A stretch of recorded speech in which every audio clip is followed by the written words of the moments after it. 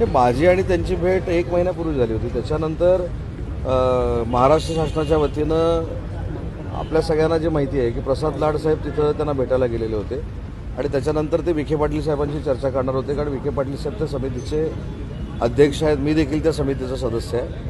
पण मराठा समाजाला न्याय देण्याची भूमिका ही महायुतीच्या सरकारची एकनाथ शिंदेसाहेब मुख्यमंत्री असल्यापासूनची आहे. आज देवेंद्रजी देखील त्याच पद्धतीनं काम करत आहेत. त्याच्यामुळं मनोजदादा जरांगेंच्या ज्या काही शंका असतील ते सरकार म्हणून आम्ही दूर करतो. उस्मानाबादने जर त्या आंदोलनादरम्यान माझा मृत्यू झाला तर त्याला सर्वस्वी देवेंद्र फडणवीस हे जबाबदार असतील असं ते म्हणतात. नाही, मला असं वाटतं की या संदर्भामध्ये प्रसाद लाडांनी त्यांच्याशी जाऊन सविस्तर चर्चा केलेली आहे.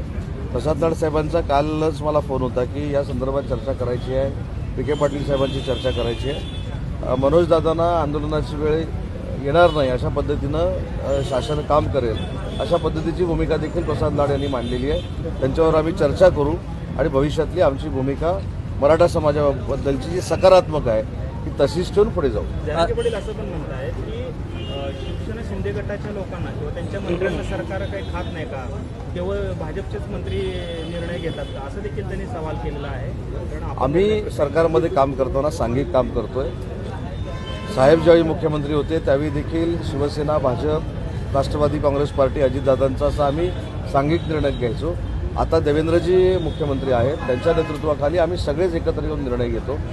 त्याच्यामुळे महायुतीमध्ये असं काही इकडे तिकडे झालेलं नाही. मराठा समाजाचे प्रश्न तडीस नेऊन मार्गी लावणं ही आमची सगळ्यांची जबाबदारी. साहेब, ठाण्यामध्ये जे आहे तो आपला पक्ष जो आहे तो बहुजन विकास आघाडीचा जी आहे ती बरखास्त करण्यात आलेली होती. नवीन पदाधिकाऱ्यांच्या नियुक्त्या कधीपर्यंत होणार?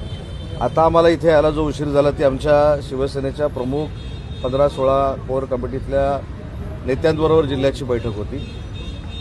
5 तारखेला माझ्या माहितीप्रमाणे संपर्क प्रमुख खासदार धैर्यशील माने साहेबांनी मुलाखती लावलेल्या आहेत. परंतु आजच्या बैठकीमध्ये जो सूर होता तो थोडाफार युतीमध्ये असताना देखील समन्वय नाही अशा पद्धतीचं चित्र आमच्या सगळ्यांच्या डोळ्यासमोर आलं. विधान परिषदेची निवडणूक आता समोर आहे. आमचे देखील 105 ते 110 सदस्य या संपूर्ण मतदारसंघामध्ये आहेत आणि म्हणून मी स्वतः असेल, धैर्यशील मानेसाहेब असतील, राहुल शेवाळेसाहेब असतील, ज्योतिताई असतील, आज जी आमची कोर कमिटीची बैठक झाली ती आम्ही मुख्यमंत्री देवेंद्रजी फडणवीस साहेबांच्या कानावर घालणार आहोत माननीय एकनाथ शिंदे साहेबांच्या परवानगीनं. परंतु समन्वय असणं आवश्यक आहे. आम्ही महायुतीमध्ये काम करतो.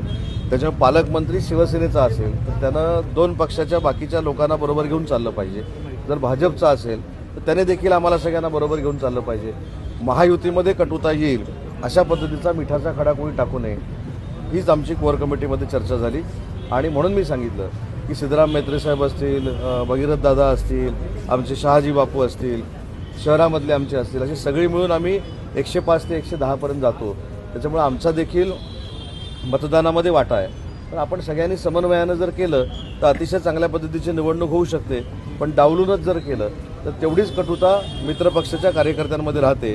अशा पद्धतीची भूमिका आमच्या लोकांनी मांडली. राज्यात असं आहे की विधान परिषद जर का महायुतीचं जागा वाटप व्यवस्थित नाही झालं तर मात्र आपण स्वतंत्रपणे लढवणार. असं कुठं बोललो? कारण आपल्या एका पदाधिकाऱ्याने सुद्धा अर्ज खरेदी केलेला आहे विधान परिषदेचा. पहिली गोष्ट अशी आहे, लोकशाहीमध्ये कोणीही अर्ज खरेदी करू शकतो. पक्षाची भूमिका ही महायुतीनंच निवडणूक लढवण्याची आहे. त्याच्यामुळे कुठेही याच्यामध्ये पाठीपुढे झालेलं नाही. आमच्या पदाधिकाऱ्यांनी जर अर्ज घेतला असेल आणि इथं महायुतीची घोषणा माननीय एकनाथ शिंदे साहेबांनी केली तर त्यांना कसं समजवायचं ते तुम्ही आमच्यावर सोडून द्या. पण आज कुठेही कोर कमिटीमध्ये आपल्या विधान परिषदेच्या निवडणुकीवर चर्चा झाली नाही. ज्या अडचणी येत आहेत संघटना वाढवताना किंवा विकास कामामध्ये किंवा शासकीय कमिट्यांमध्ये त्याच्यावर आम्ही चर्चा केली. आणि आम्ही सगळे मिळून इथले जे पालकमंत्री आहेत जयकुमार गोरे साहेबांना विनंती करणार आहोत की सगळ्यांना बरोबर घेऊन जाणं गरजेचं आहे, कारण आपण महायुतीमध्ये काम करतो. नाशिक आणि किती जागांचा फॉर्म्युला आपल्याला अपेक्षित आहे, म्हणजे आपल्याकडे किती जागा अपेक्षित आहे? आमची भूमिका मी आणि दादा भुसे साहेबांनी कोर कमिटीमध्ये मांडलेली आहे. आमच्या विद्यमान जागा ज्या आहेत त्या देऊन 1-2 जागा आम्ही जास्त मागितलेल्या आहेत. परंतु याच्यावर निर्णय माननीय एकनाथ शिंदे साहेब घेतले. नाशिक ठाण्यामध्ये कुठेतरी महायुतीचा फॉर्म्युला ठरताना दिसत नाही. अजिबात चिंता करण्याची आवश्यकता नाही. साहेब दिल्लीतनं आज येतील आणि पुढच्या 2 दिवसामध्ये फॉर्म्युला ठरेल. 17च्या 17 जागा आम्ही महायुतीनं लढू आणि 17च्या 17 जागा जिंकू. साहेब, ठाण्यामध्ये जे आहे ते बहुजन आघाडी जी आहे ती आपल्या संपर्कात होती, पण आता भाजपचे खासदार जे आहेत ते माजी महापौरांना भेटताना दिसत आहेत. नेमकं काय आहे? पण लोकशाहीमध्ये कोणीही कोणाला भेटू शकतो ना. परवा आमचे रवींद्र फाटक साहेब भेटले, आज कदाचित खासदार साहेब भेटले असतील. ह्याच्यामध्ये नाविन्यपूर्ण असं काय आहे? नाही विलीन होईल असं म्हटलं होतं. कोण म्हटलं होतं? शिवसेनेमध्ये अशी चर्चा सुरू होती. नाही नाही नाही नाही. परत एकदा मी आपल्याबद्दल प्रचंड आम्हाला लोकशाहीमधला आदर आहे. तुम्ही लोकशाहीचा चौथा स्तंभ, आधारस्तंभ आहात. पण आमच्या कुठच्याही नेत्यानं बहुजन विकास आघाडी ही शिवसेनेमध्ये विलीन होते असं म्हटलेलं नव्हतं. आप्पांबद्दल आम्हाला सगळ्यांनाच आणि क्षितिजबद्दल नितांत आदर आहे. आणि कदाचित विधान परिषदेच्या निवडणुकीच्या निमित्तानं रवी फाटक साहेब जर भेटले असतील तर तो एक लोकशाहीतला भाग आहे. रायगड आणि पुण्याची जागेसंदर्भात काय आहे? साहेब सांगितलं ना मी, सगळ्या जागा ठरवण्याचे अधिकार माननीय एकनाथ शिंदे साहेबांना. राष्ट्रवादी आणि शिवसेनेत तर राष्ट्रवादी असू दे, नाही कुठला हा वाद दिसतो आम्हाला अजून कळलेलाच नाही. आम्ही कोण पालकमंत्री नाही, पदावर अजिबात होते. नाही. हे सगळे निर्णय माननीय एकनाथ शिंदे साहेब घेतात. आणि सोलापूरच्या MIDC बाबत आज मी काही बोलत नाही कारण आचारसंहिता आहे. पण पुढच्या 15 ते 20 दिवसानं जेव्हा आचारसंहिता संपेल नाही, मी सांगतो ना, म्हणून आता त्याच्यावर बोलणं योग्य नाही.